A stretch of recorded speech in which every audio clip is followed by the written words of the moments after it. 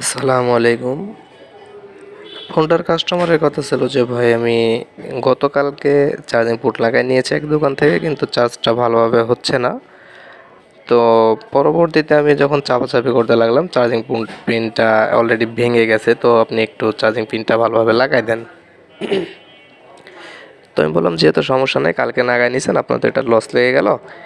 আর যে লাগাই দিয়েছে সে আমাদের ভাইয়ের ভাই আর কি, যেহেতু সেও একটা মেকার, অবশ্যই সেও ভালো কাজ করে।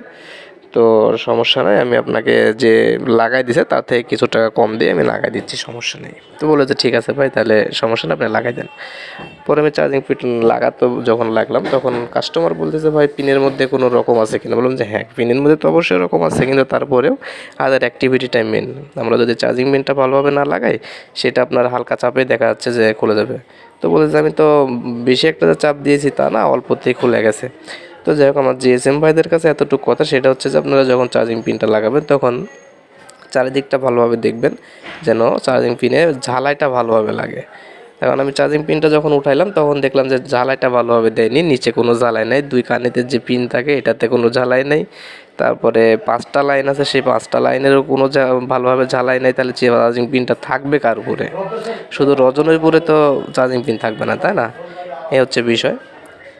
তো যাই হোক, পরবর্তীতে আমি অল্প রেটে আমি কাজটা করে দিলাম।